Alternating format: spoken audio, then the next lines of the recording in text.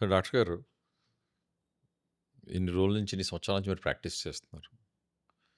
కొన్ని శాంపిల్స్ గానీ, డేటా మీరు కలెక్ట్ చేస్తూ ఉంటారు. మీరు ఫిజికల్‌గా చేయకపోయినా మీ మైండ్‌లో కేసులుండుంటాయి. పెక్యులారిటీ కోసం గానీ, కాంప్లెక్సిటీ కోసం మీరు రకరకాల కేసులు చూస్తూ ఉంటారు. దాంట్లోంచి ఓ 3, 4 కేసులు మాకు మీకు ఎప్పుడన్నా గట్టిగా గుర్తుకొచ్చేయి, అందరికి మీరు ఇది చెయ్యొద్దు, చేయండి అని చెప్పి నాకు ఓ 2, 3 చెప్పండి ఎగ్జాంపుల్స్. మెడికల్ అంటే the good stories. Good stories అనే చెప్పొచ్చు, bad stories. Do's or don'ts 2 విధాలుగా ఆహ్, ఆంక్ గుణపాఠాలు కావాలి మనకి. అంటే oncology already it's seen as a bad story. ఎవరైతేనా క్యాన్సర్ అంటే ఇంకా ఏముండదులే అనే ఫీలింగ్‌లో. అట్లాంటప్పుడు గుడ్ చెప్పడమే బెటర్‌గా ఉంటుంది. It will be more encouraging for cancer survivors అయినా గానీ, క్యాన్సర్ పేషెంట్స్‌కైనా కానీ. Most of the time I mean following the standard protocols ఒకటి. ఏదైతే స్టాండర్డ్ ఉందో అది ఫాలో అయితే అవుట్‌కమ్స్ ఇలా ఉంటాయనేసి. But unexpected stories, unexpected outcomes will always come when you deviate from the standard. అంటే ప్రతిసారి అలా చేయము. When our hands are also tied. ఇంకే ఆప్షన్ లేదు. సో, సంథింగ్ ఇంక ఈ పేషెంట్‌కి ఏదో ఒకటి ట్రై చేస్తాం. ఎందుకంటే ఏది చేసినా ఏది వర్కౌట్ అవ్వదు. అలా జరిగిన సిట్యుయేషన్స్‌లోనే such things these bright stories I have seen. Ah, ఒక పేషెంట్ అయితే బ్లడ్ క్యాన్సరే. మళ్ళీ దాంట్లో కూడా లింఫోమా మంచి క్యాన్సర్ అంటామే. అన్‌ఫార్చునేట్‌గా వాళ్ళకేంటంటే కీమోథెరపీ తీసుకున్నాక తగ్గలేదు. తర్వాత ఇమ్యునోథెరపీ అవన్నీ తీసుకున్నారు. టార్గెటెడ్ మెడిసిన్ తీసుకున్నారు. తగ్గింది. బోన్ మ్యారో ట్రాన్స్‌ప్లాంట్ ప్రొసీజర్ కూడా చేసుకున్నారు. కాంప్లెక్స్ కదా సార్ అది బాగా. కాంప్లెక్స్. హ్మ్. అది చేసుకున్న 2 మంత్స్‌కి మళ్ళీ క్యాన్సర్ తిరిగొచ్చింది. ఆల్‌మోస్ట్ అంటే ఏది వాడుతున్నా గానీ పాపం ఎక్కడ బ్రేక్ రావట్లేదు. ఒక కీమో టార్గెట్ మెడిసిన్‌లో ఒక టెంపరరీ బ్రేక్ ఇచ్చింది తప్ప క్యాన్సర్ దేనికి లొంగట్లేదు. It is coming back every time. అలాంటి సిట్యుయేషన్‌లో రిపోర్ట్స్ అన్నీ చూస్తుంటే ఒక మ్యుటేషన్ ఉండింది. కానీ స్టాండర్డ్ కాదు. ఆఫ్ ప్రోటోకాల్ కింద వాడొచ్చు. Normal tablet. So, why not try this? ఎందుకంటే పేషెంట్ కూడా అప్పుడొచ్చిన స్టేజ్‌లో దే వర్ ఫెడ్ అప్. కీమోలకి ఇవన్నీ తీసుకొని కంప్లీట్‌లీ ఫెడ్ అప్. ఏమన్నా ఆల్మోస్ట్ ఇంకా ఆల్టర్‌నేటివ్ మెడిసిన్ తీసుకుందామా అనే స్టేజ్‌లో ఉన్న టైంలో అనమాట. సో, ఆ టైంలో ఈ మెడికేషన్ వాస్ ఓన్లీ ఎ పిల్, టాబ్లెట్. ఇది ట్రై చేసి చూడండి వర్క్ అయితే అయింది. లేదంటే we have to call it a day ఇంకేం చేయలేమనేసి. ఫార్చునేట్‌లీ ఎంత బాగా వర్క్ అయిందంటే it has been more than 2 years. అంటే ఆమెకి ఒక 1 మంత్ కూడా క్యాన్సర్ ఫ్రీగా ఇవ్వని పేషెంట్‌కి it's more than 2 years now. ఆ టాబ్లెట్‌తో everything is under control. So, sometimes అదే standard protocols are always there. Completely follow అవుతుండాలి. But when the cancer is pushing the patient and the doctor to a corner, you should always innovate your self and get something out new. మీరు మధ్యలో alternative medicine అన్నారు. నేను జనరల్‌గా చూసేదేంటంటే alternative medicine either influencers కానీ, quacks కానీ అంటే వచ్చి రాని వాళ్ళు డాక్టర్లు, సెల్ఫ్ ప్రొక్లెయిమ్ డాక్టర్స్ ఆల్టర్‌నేటివ్ మెడిసిన్స్‌ని బాగా పుష్ చేస్తూ ఉంటారు. దానివల్ల మీరు మీ పేషెంట్స్‌లో దారి తప్పిన సిట్యుయేషన్స్ కానీ, బ్యాడ్ సిట్యుయేషన్ అన్నెసెసరీ కాంప్లెక్సిటీస్ తెచ్చుకున్న స్టోరీస్ చెప్పండి సార్ నాకు? Most of the time almost ఆ మందులన్నీ వాడి, అవి పని చేయకుండానే వచ్చినోళ్ళుంటారు. ఆల్ ఆల్రెడీ ట్రీట్మెంట్ స్టార్ట్ చేసి మళ్ళీ ఆ మందులకెళ్ళిన వాళ్ళు కొంచెం తక్కువ తక్కువ మందే ఉంటారు. ఎందుకంటే ఈ మెడిసిన్స్ ఒకసారి స్టార్ట్ చేశాక ఎఫెక్ట్స్ ఉంటాయి కాబట్టి దే సీ ఇట్. ఓపీడీలో కూర్చున్నప్పుడు చూడడానికి కూడా మాకు కూడా బాధగానే ఉంటుంది. ఎందుకంటే ఈజీగా ట్రీట్ చేసే క్యాన్సర్‌లు ఫర్ ఎగ్జాంపుల్ బ్రెస్ట్ క్యాన్సరే అనుకోండి. స్టేజ్ 1 బ్రెస్ట్ క్యాన్సరు మామూలు సర్జరీతోనే అయిపోతుంటుంది ట్రీట్మెంట్. లేదంటే రేడియేషనో, హార్మోనో ఇట్లాంటివి. అవి ఆల్టర్‌నేటివ్ మెడిసిన్ దగ్గరికి వెళ్తారు. వాళ్ళేవో ట్రీట్మెంట్‌లు చెప్తారు. అవి తీసుకుంటారు. తర్వాత మళ్ళీ స్కాన్‌లో చూస్తే ఆ స్టేజ్ 1 కాస్త స్టేజ్ 3 అయింది అని వచ్చుంటుంది. సర్ప్రైజింగ్ యాస్పెక్ట్ ఏందంటే ఇప్పుడు కూడా వాళ్ళు రియలైజ్ అవ్వరు. ఆ క్యాన్సర్ పెరుగుతోంది గదా! మెడిసిన్ పని చేయట్లేదు గదా! వాట్ ఈస్ హ్యాపెనింగ్ ఏమవుతుంది అనేసి. మళ్ళీ వాళ్ళనే నమ్మి, మళ్ళీ అదే మెడిసిన్ తీసుకొని, అది లాస్ట్‌కి స్టేజ్ 4కి అవుతుంది. ఆ స్టేజ్ 4కి అయ్యాక అప్పుడు హాస్పిటల్‌కొచ్చి ఇప్పుడేమన్నా చేయండి. Now can you cure it అంటారు. క్యూరబుల్ స్టేజ్‌లో ప్రాపర్ మెడికేషన్స్ తీసుకోలేదు. ఇన్‌క్యూరబుల్ స్టేజ్‌లో వచ్చి క్యూర్ చేయండి అనేసి అడుగుతుంటే లైక్ వినడానికి మాకు గూడా ఒక రకంగా బాధగానే ఉంటుంది. మెజారిటీ పేషెంట్స్ ఇలాగే ఉంటారు. అండ్ నేను చూసిన పేషెంట్స్ అయితే ఇప్పటివరకు ఎవరికీ ఆల్టర్‌నేటివ్ మెడిసిన్ పనిచేయడం చూడలేదు. In fact it is causing more harm. ఎందుకంటే ఈ ఆల్టర్‌నేటివ్ మెడిసిన్స్‌లో ఏమో ఇంగ్రీడియెంట్ ఉంటుందా నోబడీ నోస్. అండ్ అది హ్యూమన్ మీద టెస్ట్ చేసారా లేదా? క్లినికల్ ట్రయల్స్ రన్ చేశారా లేదా? రన్ చేసి అది పని చేసింది, లేదంటే పని చేయలేదు, పలానా సైడ్ ఎఫెక్ట్ వచ్చిందా? ఈ డేటా ఏమీ ఉండదు. సో, ర్యాండమ్‌గా, బ్లైండ్‌గా ఏదో మెడిసిన్ ఇచ్చేస్తున్నారు. ఐ హావ్ సీన్ పేషెంట్ దానివల్ల లివర్ ఫెయిల్ అయ్యి రావడం, లేదంటే కిడ్నీస్ ఫెయిల్ అయ్యి రావడం, ఇలాంటి వాళ్ళని కూడా వస్తుంటారనమాట. సో, ఇప్పుడు మన దగ్గరకొచ్చాక మనం ట్రీట్మెంట్ చేయాలనుకున్నా గానీ, బికాజ్ లివర్ ఫెయిల్ అయ్యి ఉంటుంది, కిడ్నీ ఫెయిల్ ఉంటుంది, వి కెనాట్ ట్రీట్ దెమ్. ఏ మందులు ఇవ్వలేరుగా మందులు మీరంటే. ఇవ్వలేం. ఎందుకంటే మేము ఇచ్చే మెడిసిన్స్ ఏంటంటే లివర్‌లో మెటబాలైజ్ అవ్వాలి, అవును. కిడ్నీలో ఎక్స్‌క్రీట్ హ్మ్. అవ్వాలి ఇలా ఉంటాయి. అవును. సో, అవి ఫెయిల్ అయితే చాలా వరకు మెడిసిన్స్ ఇవ్వలేము. సో, అలా కండిషన్స్‌లో వస్తుంటారనమాట.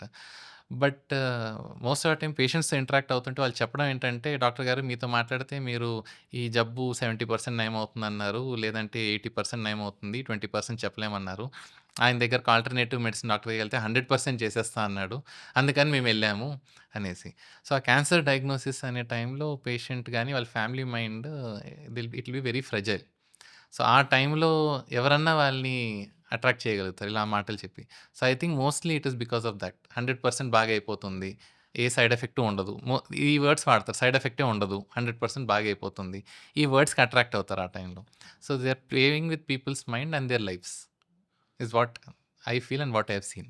అంటే వాళ్ళు అప్పుడున్న మెంటల్ స్టేట్‌ని ఎక్స్‌ప్లాయిట్ ఎక్స్‌ప్లాయిట్ చేసేవాళ్ళు. చేసి. అవును. ఏదో ఆకులు, అల్లములు ఇచ్చేసి, అవును. అమ్మేసి అది ఏమి ఇచ్చారో కూడా చెప్పరు.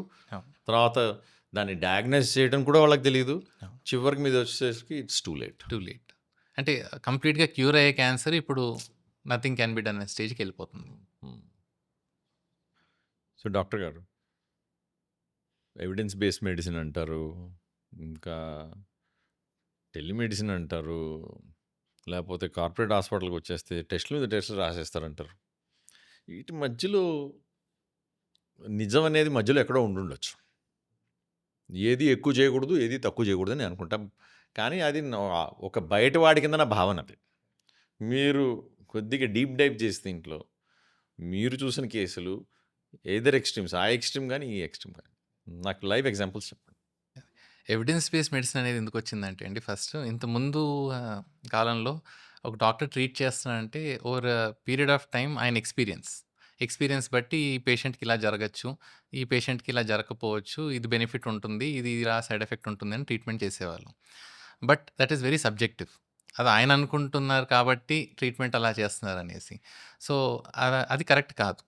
సో, దెన్ ఆ ఎక్స్‌పీరియన్స్ బేస్డ్ మెడిసిన్‌ని వీన్ ఆఫ్ చేసి ఒక స్టాండర్డ్‌గా ఇలా చేస్తే ఇలా జరుగుతుంది. ఇలా చేస్తే పలానా బెనిఫిట్ ఉంటుంది. లేదంటే బెనిఫిట్ ఉండదు అని తెలుసుకోవడానికి కోసం ప్రోటోకాల్స్ లాగా రాసుకొని, క్లినికల్ ట్రయల్స్ ఇవన్నీ చేసి, ఈ మెడిసిన్‌కి ఈ ఔట్‌కమ్ ఉంటుంది. పలానా డ్రగ్ వాడితే 70% తగ్గుతుంది అని ఇవన్నీ రిసర్చ్ ఏదైతే జరిగిందో, this is all basis for evidence based medicine. So, నువ్వు పేషెంట్ వచ్చారు నా దగ్గరికి. ఈ మందు తీసుకోండి, కీమో తీసుకోండి. మీ జబ్బు నయమవ్వడానికి 90% ఛాన్స్ ఉంది. నో ప్రాబ్లమ్ బానే ఉంటారు అంటే, గ్యారంటీ ఏంటి? మీకెలా తెలుసు అన్నారనుకోండి. This is the evidence.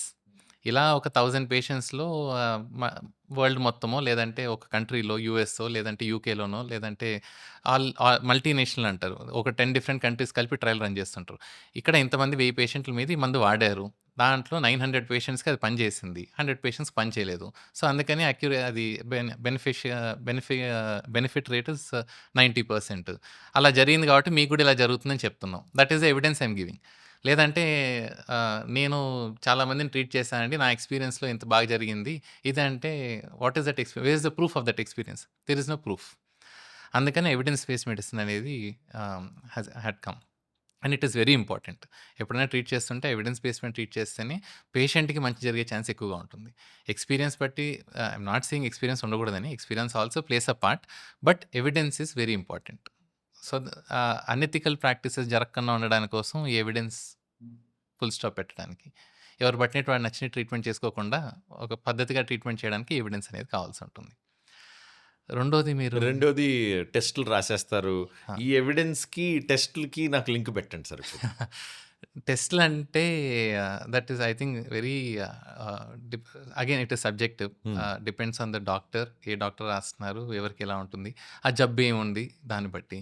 So, ఆ సిమ్టమ్ తగినట్టు కొన్ని టెస్ట్‌లుంటాయి. కొన్ని టు సేవ్ టైమ్ ఆల్సో కొన్ని టెస్ట్‌లుంటాయి. ఫర్ ఎగ్జాంపుల్ బయాప్సీ చేశాక బయాప్సీలో కంక్లూజివ్‌గా రాకపోతే మళ్ళీ ఐహెచ్‌సీ టెస్ట్ చేయండి అంటుంటారు. హుహు. ఐహెచ్‌సీ టెస్ట్ బిల్ ఎక్స్‌ట్రా పడుతుంది. ఒక 5000, 8000 అది ఎక్స్‌ట్రా పడుతుంది. ఈ బయాప్సీ టెస్ట్ రూ. 1000 ఉంటుంది. హుహు. సో, బయాప్సీ రిపోర్ట్ రావడానికి ఒక 3 డేస్ టు 5 డేస్ పడుతుంది. సెంటర్ టు సెంటర్ బట్టి. ఆ రిపోర్ట్ వచ్చాక ఇది కంక్లూజివ్‌గా లేదు. క్యాన్సర్ అయితే ఉంది. ఎక్కడి నుంచి వచ్చిందో తెలీదు. అది తెలుసుకోవాలంటే ఐహెచ్‌సీ చేసుకోండి అని పెథాలజిస్ట్ రిపోర్ట్ ఇస్తారు. ఈ రిపోర్ట్ వచ్చాక 1 వీక్ తర్వాత మళ్ళీ పేషెంట్ పిలుస్తాం. ఇదంతా ఎక్స్‌ప్లెయిన్ చేస్తాం. తర్వాత మళ్ళీ ఐహెచ్‌సీ చేయండి అంటాం. సో, ఈ ఐహెచ్‌సీ రిపోర్ట్ రావడానికి ఇంకో 1 వీక్ పడుతుంది. So, overall delay of 14 days. But కొన్ని స్కాన్‌లు రిపోర్ట్‌లు చూసాక డాక్టర్‌కి ముందుగానే ఐడియా ఉంటుంది. ఇది డెఫినైట్‌లీ చెప్పలేరు బయాప్సీ చేశాక. 100% ఐహెచ్‌సీ అడుగుతారు వాళ్ళు. So, what we do is ఆ 2 వీక్స్ టైమ్ కట్ షార్ట్ చేయడానికి రిఫ్లెక్స్ బిల్లింగ్ అంటారు. ముందే ఐహెచ్‌సీ బిల్ చేసామనుకోండి, పెథాలజిస్ట్ చూసిన వెంటనే ఇది రావట్లేదనేసి ఐహెచ్‌సీ స్టార్ట్ చేస్తాడు. సో, ఆ 14 డేస్‌లో వచ్చే రిపోర్ట్ కాస్త 1 వీక్‌లోనే వచ్చేస్తుంది. హుహు. అండ్ ద సెకండ్ కన్సల్టేషన్ పేషెంట్‌తో ఎప్పుడైతే కూర్చుంటామో క్లారిటీగా చెప్పేయొచ్చు. ఇది పలానా క్యాన్సర్ ఇక్కడి నుంచి స్ప్రెడ్ అయ్యింది. ఇది రిపోర్టు, ఇది ట్రీట్మెంట్ మీకు అని. Rather than multiple times patient రావడం, పోవడం, ఆ టైం డిలే అవ్వడం ఇవన్నీ లేకోకుండా టైం సేవ్ చేయండి. ఇలా జరిగేటివి కొన్నుంటాయి. బట్ అనవసరంగా ఏమైనా రాసేటివి ఏమన్నా అంటే అవి జరిగేవి ఇండస్ట్రీలో జరిగేవి that is totally subjective. Cannot blame everybody for హ్మ్. దట్. ఇందాక మీరు చెప్పిన ఎవిడెన్స్ బేస్డ్ మెడిసిన్‌కి, ఇప్పుడు మీరు చెప్పే టెస్ట్‌లకి, సో, మీరు టెస్ట్‌లు చేయకుండా నేను ట్రీట్మెంట్ ఎలా చేయాలి? బేసిక్‌గా మీరు I have to do the test to create the body of evidence అంటున్నారు. ఇప్పుడు క్యాన్సర్‌ది చూసామనుకోండి, నాకు టెస్టులు దేనికి కావాలి? ఫస్ట్ క్యాన్సర్ ఉందా? లేదా? అని తెలుసుకోవడానికి కోసం టెస్ట్ కావాలి. తర్వాత క్యాన్సర్ ఉంది అని తెలిసాక నెక్స్ట్ టెస్ట్ అది ఏ స్టేజ్‌లో ఉందని తెలుసుకోవడం కోసం కావాలి. మూడోది ట్రీట్మెంట్ స్టార్ట్ చేయాలి కదా! ట్రీట్మెంట్ స్టార్ట్ చేసే ముందు ఆయన రెగ్యులర్ బ్లడ్ ఎలా ఉంది? లివర్ ఫంక్షన్ బానే ఉందా? కిడ్నీ బానే ఉందా? ఈ బేసిక్ టెస్ట్‌లయితే కంపల్సరీ కావాలి. అది any order you do but ఈ టెస్ట్‌లయితే కావాల్సిందే. ఇవి లేకుండా ట్రీట్మెంట్ అయితే క్యాన్సర్ డయాగ్నోసిస్ చేయలేము. ట్రీట్మెంట్ అయితే స్టార్ట్ చేయలేము. సో, అలా కొన్ని టెస్ట్‌లనేవి కంపల్సరీ. కంప్లీట్‌లీ టెస్ట్ లేకోకుండా ట్రీట్మెంట్ స్టార్ట్ చేయడం అనేది ఇట్ ఈస్ నాట్ పాసిబుల్.